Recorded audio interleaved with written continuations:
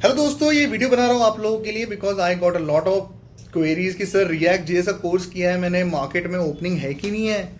मैं इतनी अप्लाई कर रहा हूँ naukri.com पे से, रोज रोज apply apply apply apply, but मुझे कोई रिवर्ट बैक ही नहीं आ रहा। करियर पे अप्लाई कर रहा हूँ, इधर भेज रहा हूँ उधर भेज रहा हूँ, बट क्या हो रहा है ऐसा कि इतना अच्छा कोर्स जैसा आपने बताया था पहले वीडियो के अंदर, फिर भी कर रही हो, उनमें कॉल्स नहीं आ रहे। मिस्टेक कर रहे हो। ध्यान से सुनना, इस वीडियो के अंदर क्या बताऊंगा तुम लोगों को। देखो, पहली बात, जो तुमने कोर्स किया है रिएक्ट का, कोर्स तबाही है भाई आईटी मार्केट के अंदर, ठीक है। ये कोर्स तो कंपटीशन नहीं है फ्रंट एंड डेवलपमेंट के अंदर। पूछ लो किसी को भी, अगर HTML CSS जावास्क्रिप्ट और रिएक्ट आता है आप लोगों को तो you are on the right path. But ऐसा डीमोटिवेट मत हो जाओ कि यार मुझे कॉल नहीं आ रहे। क्यों नहीं आ रहे, उसके पीछे भी बहुत सारे रीजंस है।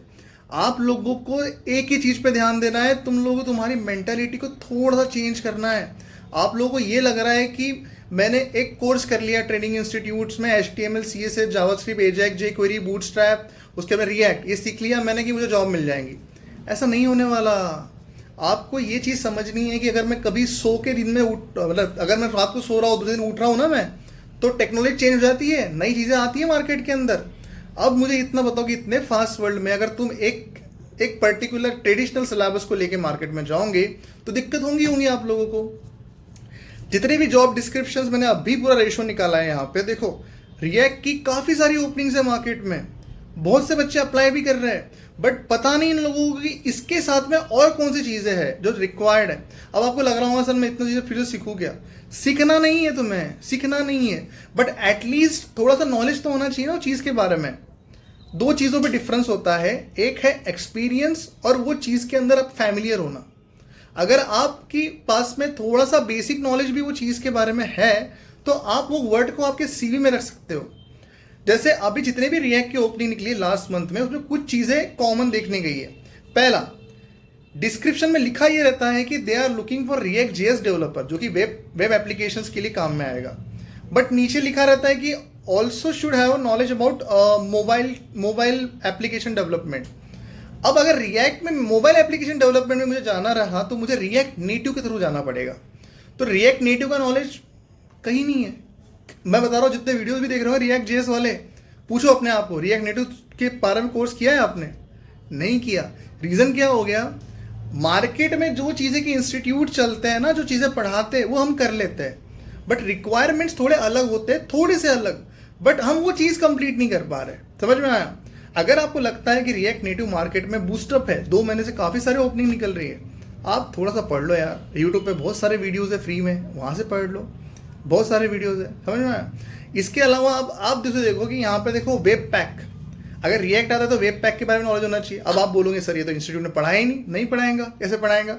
ये चीज़ें आपको देखने की रिक्वायरमेंट्स क्या किया। वेब पैक क्या होता है बेसिकली, अगर समझ लो जैसे आपने बंडल सुना है ना, कोई भी चीज़ को अगर इकट्ठा ले लूँ मैं तो बंडल्स हो जाते हैं।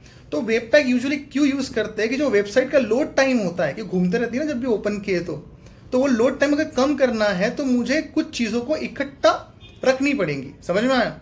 जैसे फॉर एग्जाम्पल एक हेडर है, हेडर में मेरे पास में एक लोगो है, तो मैं क्या करूँगा, वेब पैक का यूज़ करके इसको बंडल बना दूंगा।